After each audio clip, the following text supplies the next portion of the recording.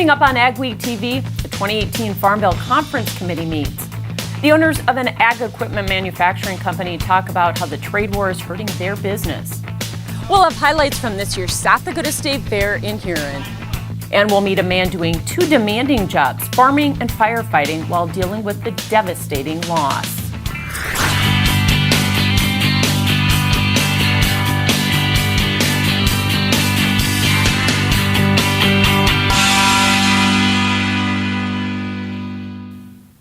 Welcome to AgweekTV. I'm Michelle Rook. This week, the 2018 Farm Bill Conference Committee held its first public meeting to iron out differences in the House and Senate legislation.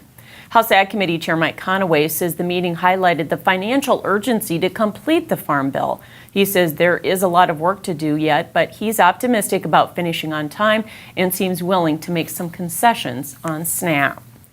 With no resolution yet to the trade war, a major North Dakota ag equipment manufacturing company is bracing for possible long-term pain.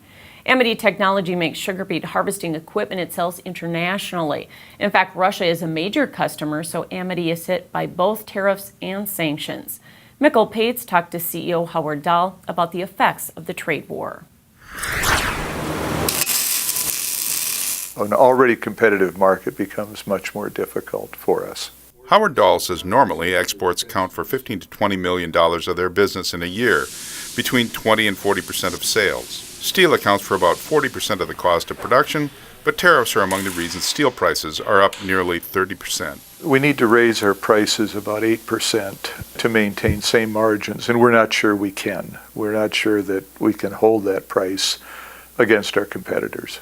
So it's a very challenging situation. Howard and his brother Brian are the fourth generation in a long history of ag manufacturing, which includes brands like Melrose Bobcat, Steiger, and Concord, in addition to Amity. Brian says his company and farmers need their foreign customers. We are competing against Canadian companies that have lower steel costs right now, and some other companies from other parts of the world, and it's going to be difficult to get sales because of that.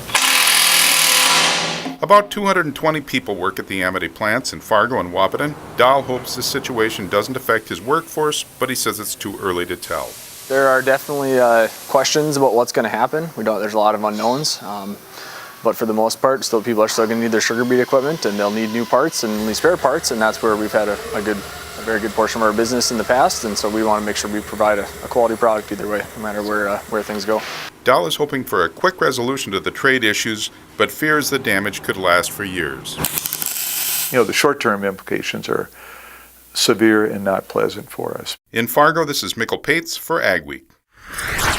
A new aquaculture venture is launched in southwest Minnesota, but it's not what you'd expect to find far from the ocean.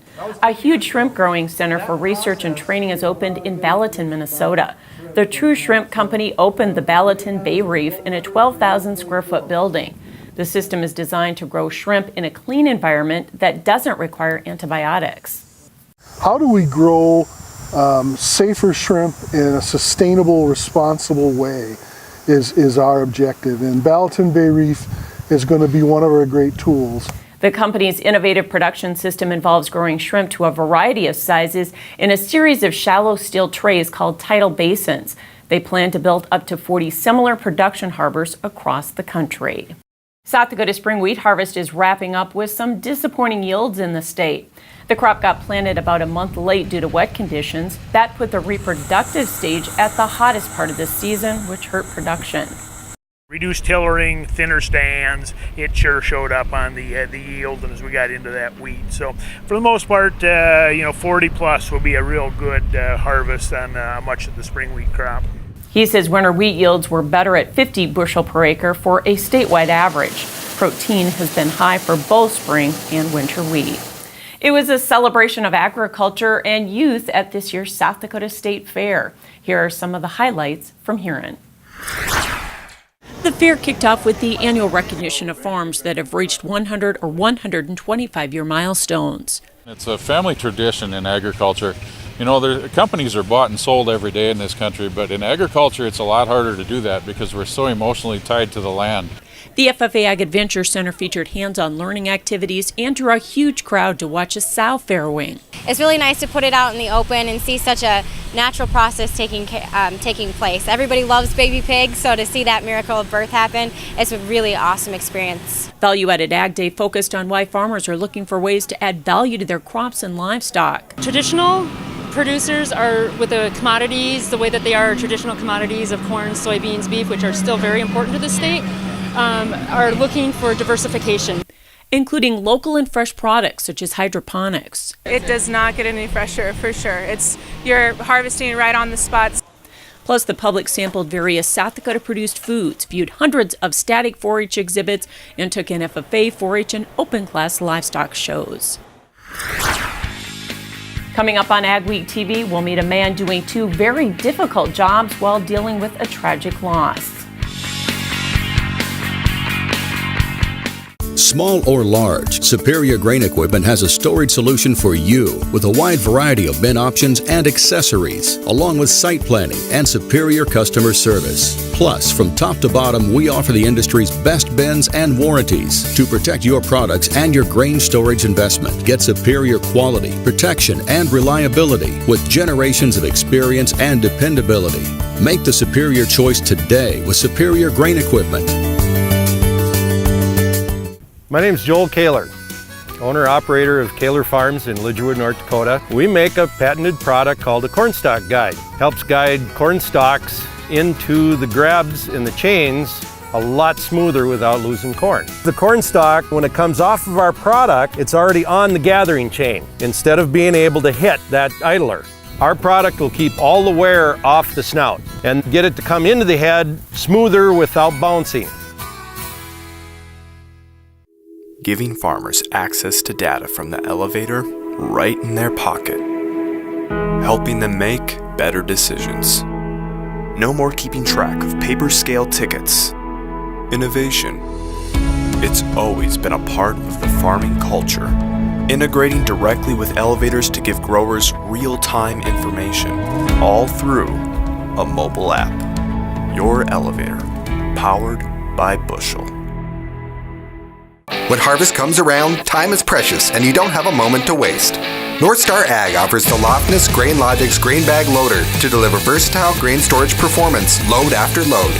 Lofness's user-friendly grain baggers are easy to load and unload, perfect to get your harvest in the bag. North Star Ag also sells a variety of Valmar spreaders, the leader in air boom delivery, and is a full-service Meridian hopper bin dealer. Visit NorthstarAg.com to see our complete new and used equipment inventory or give us a call. Ag Week TV, presented by Kaler Farms. It's not unusual for a farmer to take a job off the farm to help make ends meet. Jonathan Knudsen has the story of a Crookston, Minnesota farmer who took on another demanding job, but now he's doing both without the help of his wife and partner. Fighting fires and protecting public safety is an important job. Raising food is an important job. We're visiting with a man who does both. You're making a difference in people's lives on a daily basis. That can be said of both farming and firefighting, 2 professions that Adam Schiller loves. In 2011, he and his young family moved to the Crookston, Minnesota area so he could become a firefighter. 4 years ago, while remaining a firefighter, he began farming too, on his own, from scratch. I raise spring wheat and then regular what I would call commodity beans, and then we are standing in a field of non-GMO food grade soybeans. And we rotate between the 3.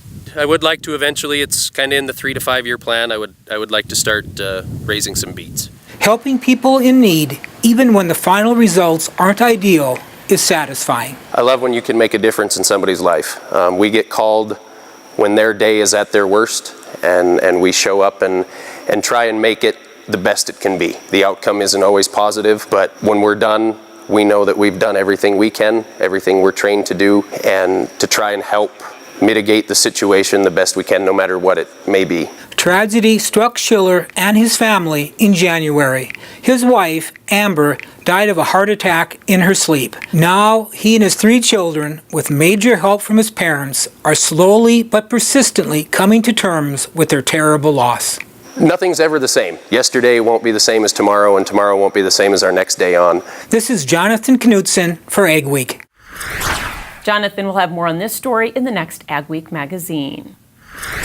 Joining us with market analysis is Randy Martinson, and we have the big USDA report coming up this next week. Let's start off talking about soybeans. Is the crop getting bigger? Is it going to be above 53 bushel per acre yield? Right now, at this point, it does look like it is. I mean, we've seen good crop condition ratings throughout the growing season. The crop has been getting good rains and cooler temperatures. It does look like it's going to be above 53. So if we are above 53, does that mean that the double bottom low that we put in here this last month, is that vulnerable? Will we take that out? It's vulnerable, and I think we will take it out, especially since we haven't got any new trade coming into play either. So if we're building this crop up, it looks like we could see ending stocks get close to 900 million bushels.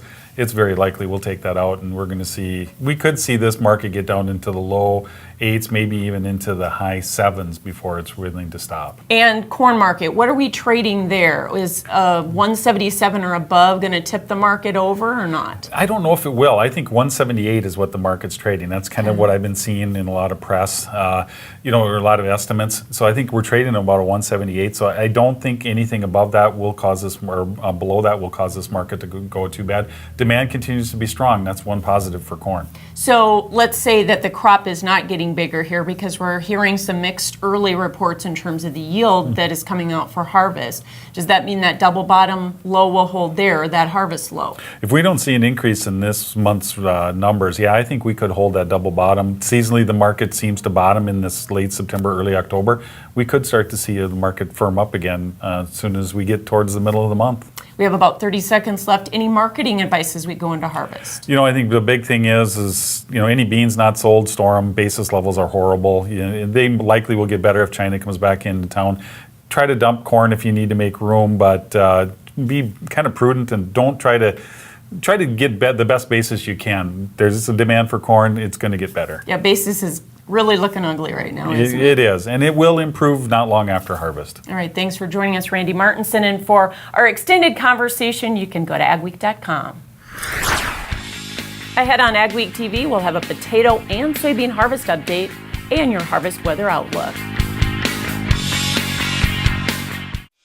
If you get right down to it, what's a farmer's job?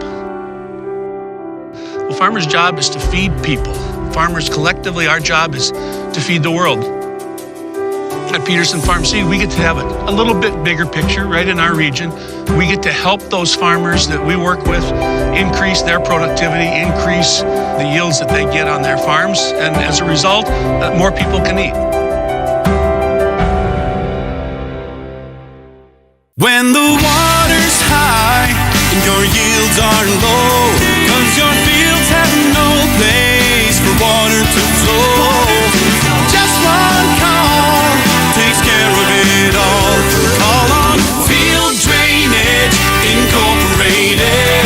Call on Field Drainage Incorporated. Call on Field Drainage. Experts in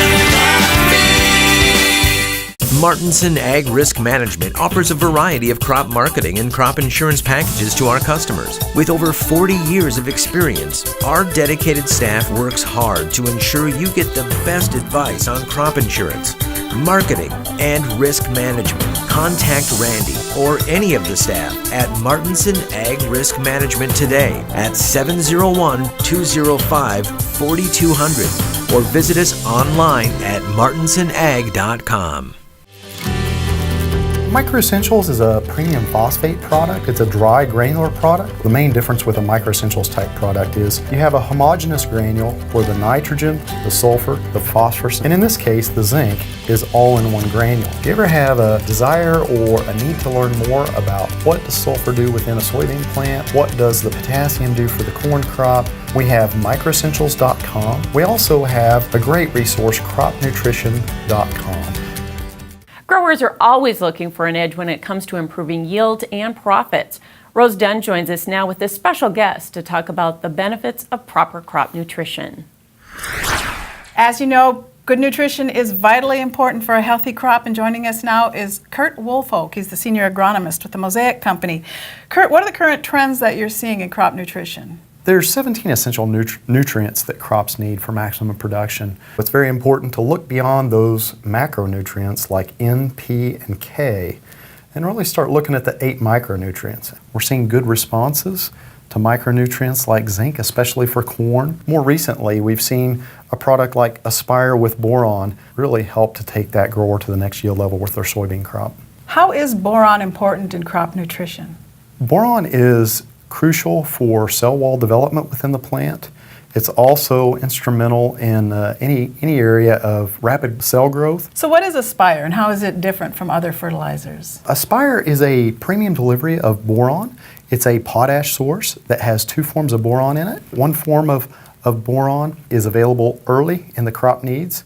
And then we have another form of boron that's more of a slow release. So throughout the whole growth stage or cycle of a crop, we need to teaspoon feed that crop, especially with these micronutrients.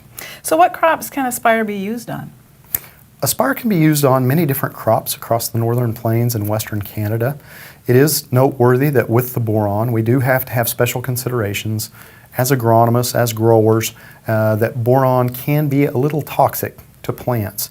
So there's a perfect balance that we must strike. The plant must have boron and the appropriate amount in order to maximize yield, but we also don't want to apply too much. And so there's a lot of training that we conduct as we talk to our retail customers to help better understand that perfect balance in order to maximize yield, but yet not apply too much. So what other benefits are soybean growers experiencing when they fertilize their crop?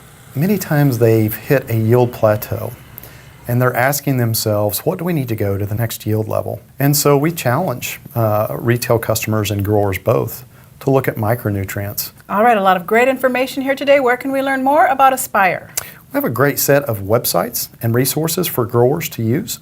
So we have aspireboron.com as the product we talked about today. There's also cropnutrition.com. It's a valuable resource if you need to learn more about boron. What does boron do within the plant? Vegetatively, reproductively. Great information today. Thank you for being with us. Kurt Woolfolk, the Senior Agronomist of the Mosaic Company.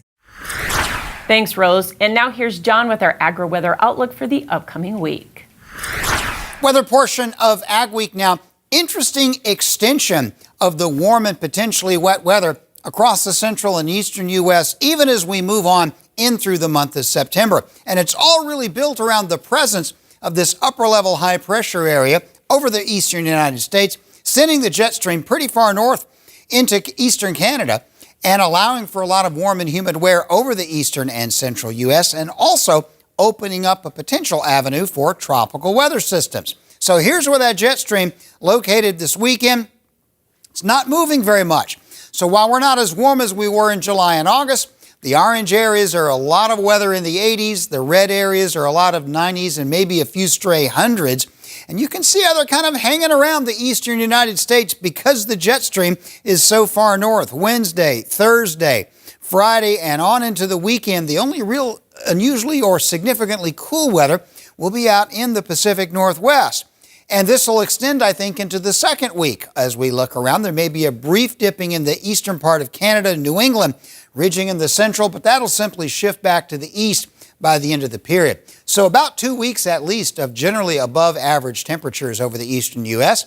And a lot of the stormiest weather will be where that humidity will run into some cooler air, which, as you can see this week, will put a few rounds of showers and thunder showers into the Corn Belt, northern plains. There is potential for a hurricane to move ashore sometime this week, or it may just hug the coast. That's uncertain, but do be on the lookout for areas of showers and thunderstorms upper Midwest and northern plains. And moving ahead into the second week, similar deal. We're going to see some rain showers coming out of this, so generally warm, generally wet conditions across the northern plains, upper Midwest because of that eastern U.S. high. Warm and humid, possible tropical systems, but more importantly, fairly significant areas of rain.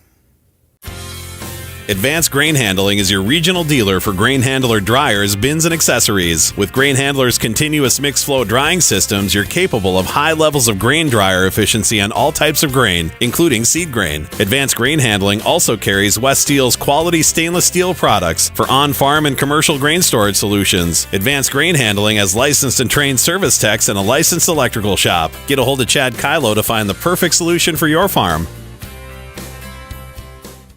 Dig, lay, and bury drain tile all in one pass. with the Crary Tile Pro Plow. The Crary Tile Pro Plow lays tile up to 7 feet deep with boot sizes of 4 to 12 inches. Advantages of installing drain tile to your field provides increased overall yield, improved soil moisture levels, and controls soil erosion. It pays to tile with a Crary Tile Pro. To locate a dealer near you, visit www.crarytilepro.com. With the all-new GreenFit system from Reichhardt, plug and play is finally a reality when using John Deere AutoTrack guidance with existing new products like the Challenger 1000 series or all-new C-Series row gators from Butler Machinery. GreenFit is an authorized navigation interface that utilizes the existing John Deere AutoTrack guidance system to steer most Challenger tractors and sprayers. GreenFit eliminates the worry of learning and converting to a new steering system when buying an industry-leading Challenger from Butler Machinery. Learn more about GreenFit at butlermachinery.com. Mayo Manufacturing, your Red River Valley source for Batco.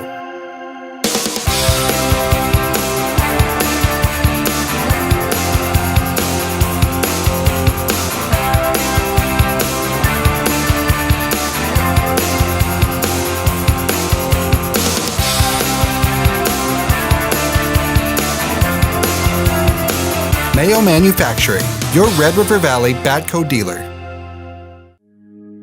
Stein Seed Company is home to one of the most prolific, highest-yielding corn and soybean breeding programs in the world. When it comes to research, yield is what matters most. With the largest private soybean breeding program in the U.S. and the industry's most aggressive corn research, Stein is in a class of its own when it comes to developing new, higher-performing seed. Choose genetics. Choose results. Give Shane Kylo a call at 701-866-9864 to learn what Stein Seed can do for your operation.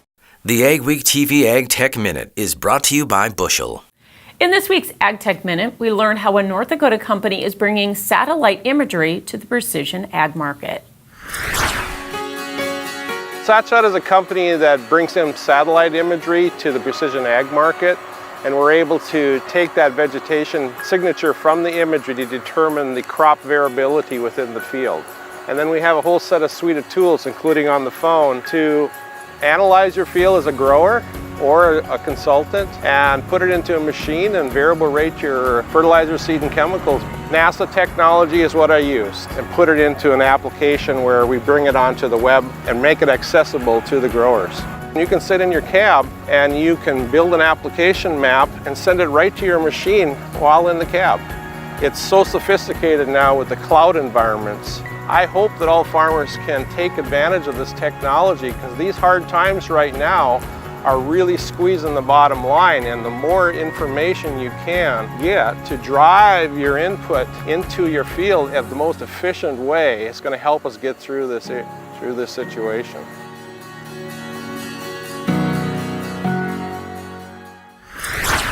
This week's Crop Stop takes us to Lake Benton in southwest Minnesota. Larry Olson says his soybean harvest won't happen until late September, but so far his crops are looking good. He sees yield potential on his beans at 60 to 70 bushels per acre, despite some 5-inch rains in June that caused drownouts. Everything looked really nice, but it would have been about the first part of June, and then the rains started coming, big rains. So we had a few drowned out spots, but we were able to replant those. Larry, his wife Brenda, and their son Brady farm about 2,000 acres of corn and soybeans. The potato harvest will soon start in the Red River Valley, and it's looking like a good crop this year despite the late start. Extension potato specialist Andrew Robinson says a generally dry growing season means potato size will be smaller and yields will be a bit lower this year. However, it also means fewer disease problems. Yeah, warmer temps, dry weather has really helped reduce the disease pressure this year, because typically we're in an environment here in the upper Midwest where it's very humid, often rain showers coming in on a frequent basis, and that humidity and that wetness often drives a lot of the major diseases in potatoes, such as late blight. Current fresh market potato prices aren't as high as growers would like. Some 2017 crop potatoes remain on the market, pushing down prices. Still ahead on AgweekTV, what soybean growers need to know about fighting a potential pest. Total Ag Industries is the leader in total control.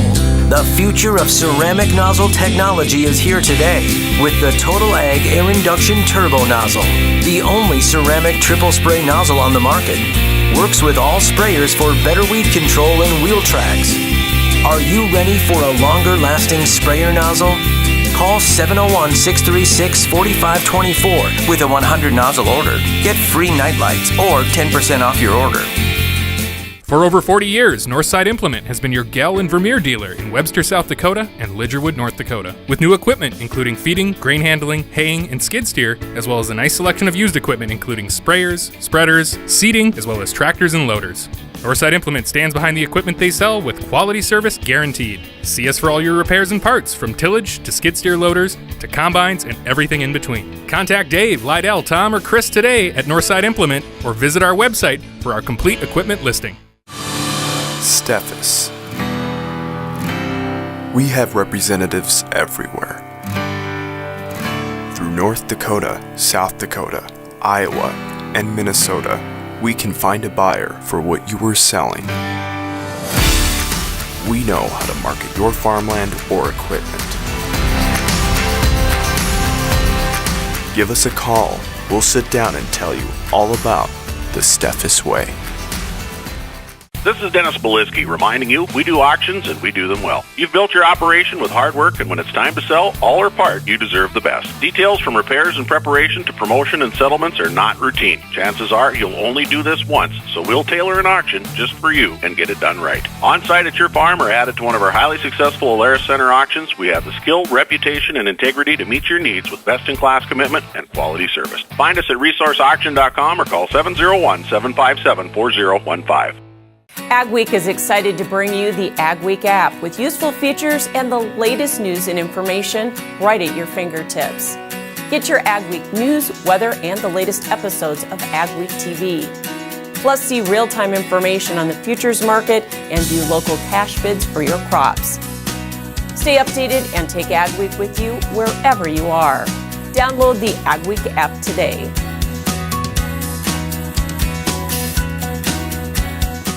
AgweekTV Soy Insight, brought to you by the North Dakota Soybean Council. Soybean growers should be on the lookout for soybean cyst nematode. SCN is a soil-borne parasite that can infect the roots of the soybean plant and cut yield. A free testing program was created in 2013 by the North Dakota Soybean Council and NDSU Extension. You just need to get a collection bag from your county extension service. Fall is the best time for testing because that's when the nematode eggs will be most numerous in the soil and the easiest to find. We've got some good management tools, so really finding it is the key. The biggest thing that growers want to do is get on it early, because if you blow this up in your field, it's going to take years for you to get the population back down. But if you find it right away and start managing it right away, you're going to be in good shape. SCN first showed up in Richland County in 2003, and now it's up to 19 counties, so it's spreading quickly.